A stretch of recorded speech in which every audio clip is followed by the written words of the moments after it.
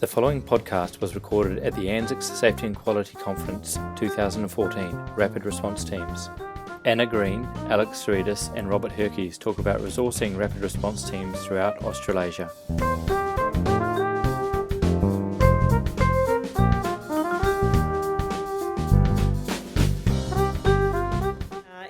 Because he's helped design and implement a clinical emergency response system which emphasised the importance of the patient's admitting team in being involved in treating the deterioration. Thanks, Robert. I've also been instructed by Robert that if he goes for too long, that I've actually got to give him a very obvious signal like standing up and telling him that's it. Preferably screaming. Like everyone else, I'd like to thank the organising committee for inviting me. I'm going to give you a view of a rapid response team from one of those ivory towers that we all hate. The reason we hate them is they've got unbelievable amounts of resources, and those resources are spread across medical and nursing teams in the wards.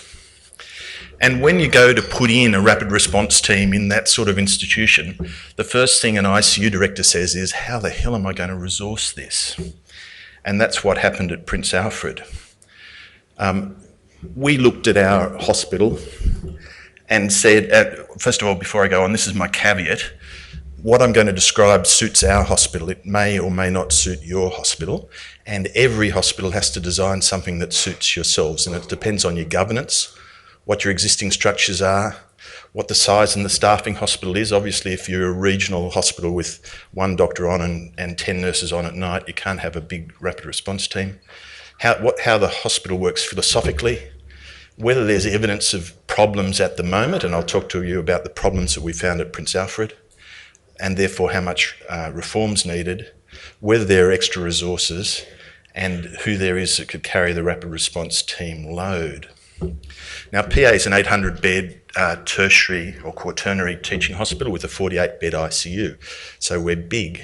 It's got 45,000 adult separations per year, and it's extraordinarily well staffed as far as doctors and nurses go. If you asked me about allied health, it'd be a completely different story.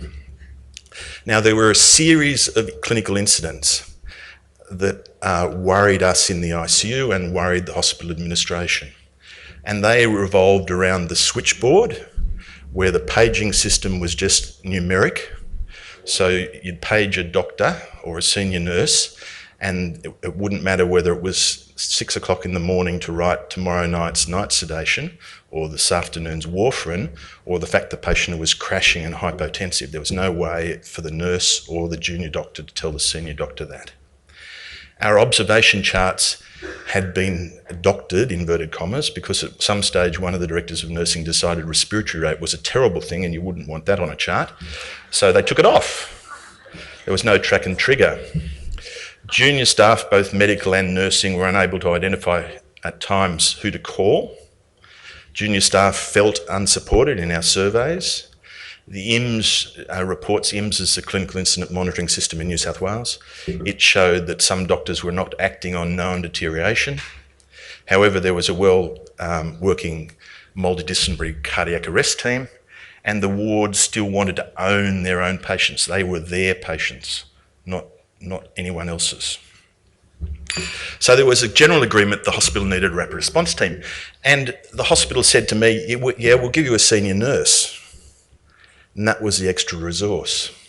And at first I took offence at that, but in fact what we did was reorganise the whole hospital.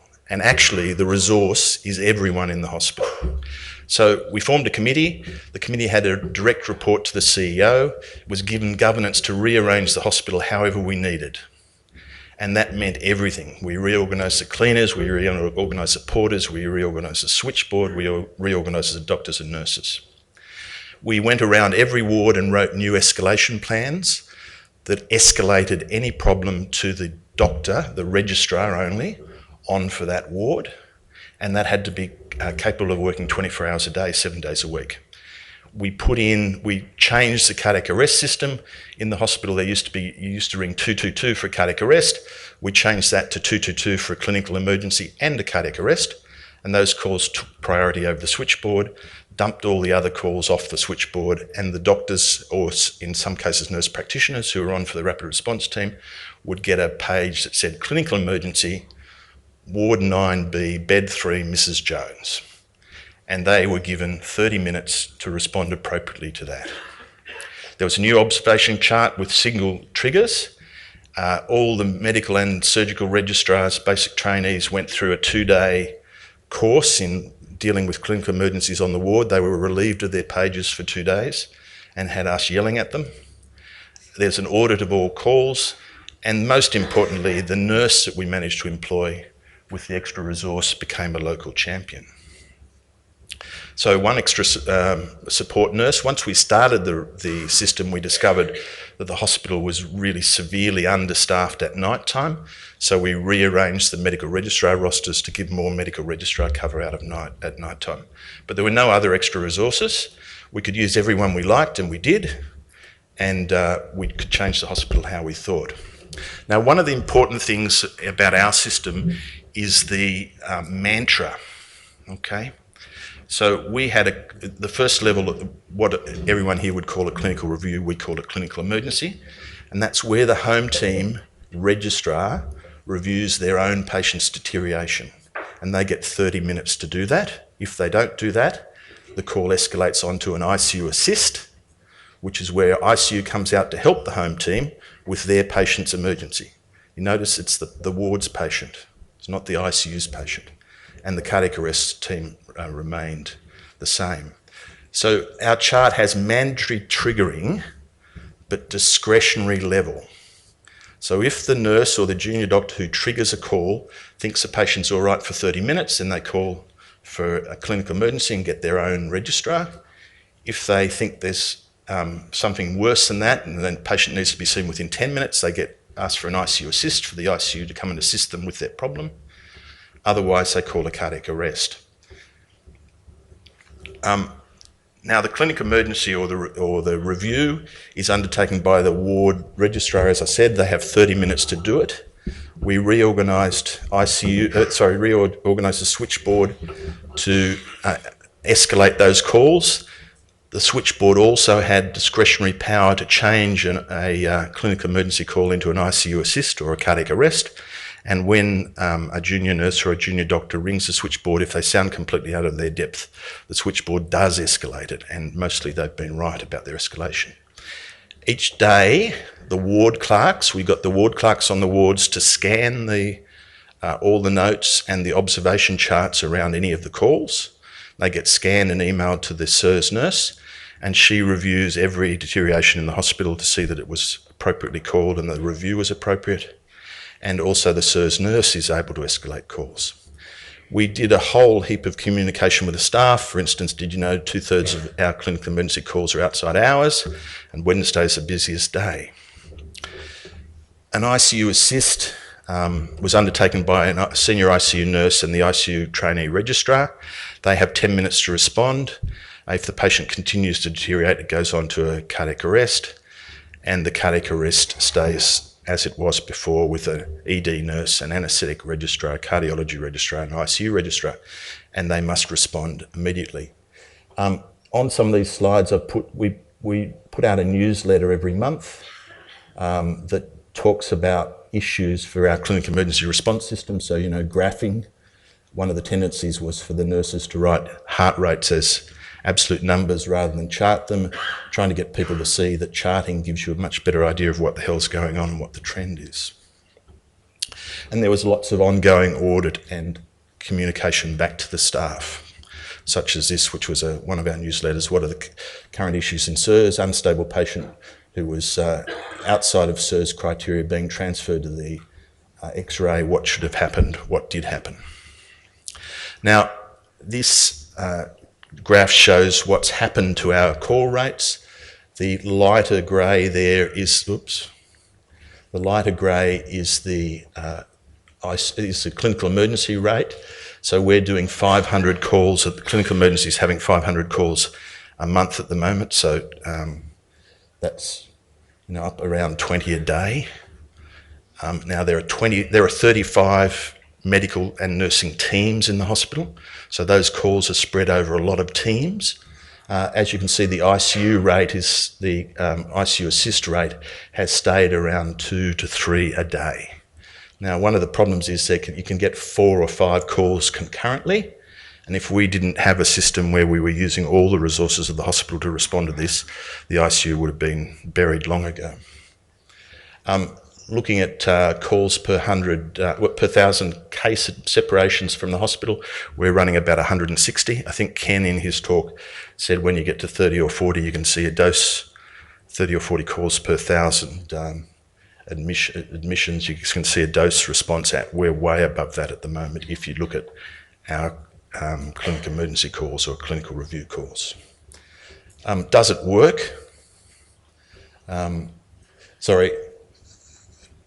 Looking at the numbers again, 2/3 of the cases are out of hours.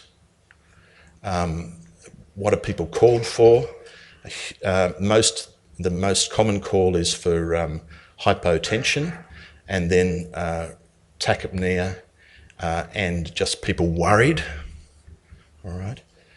Interestingly, one of the things we were concerned about was whether the triage, whether leaving the senior doctors on the ward to decide whether the patient was getting better under their care or needed an ICU Assist, whether that would work.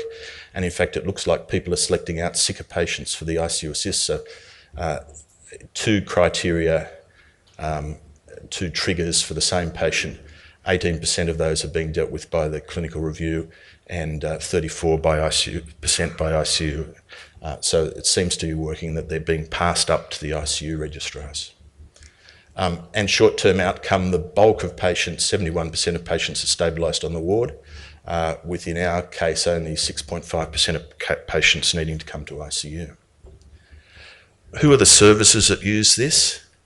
You can see haematology and cardiology are the masters of calling for assistance, and that's all their neutropenic septic patients. Now, one of the philosophical underpinnings of our system is, I really find it hard to believe that my registrar wandering into the cardiology ward to respond to a patient with a tachyarrhythmia, that my registrar is going to be better than the cardiology registrar at sorting that out. All right. So philosophically, the same with the haematology. They're dealing with neutropenic sepsis and fevers and hypotension from neutropenic sepsis all the time. It's only when those patients are real outliers that the ICU has a place to interfere with what in my view is normal, appropriate, high-level care. Does it work?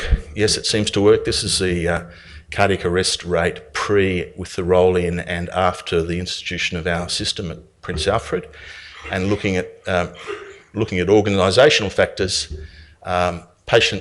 We did an organisational survey in September last year. 96% of staff believe that patients receive effective emergency assistance through the rapid response system, and overall the rapid response system has benefited patient safety in our hospital. 94% strongly or agree or strongly agree. So the rapid response system in our hospitals allowed us to redesign the hospital. We have a mandatory trigger, but a discretionary level as to who responds to that trigger. And we've enlisted as first responders all the registrars, both surgical and medical, in the hospital. Those responders can't initiate ICU level ward care, but mostly they can initiate care that's appropriate to solve the problem for the patient. So this is a physician-driven ramp-up rapid response system, and along the way the whole hospital's been improved. So I'm pleased to say that even though we didn't get extra resources for the ICU, we still are able to employ our gardener. Thank you.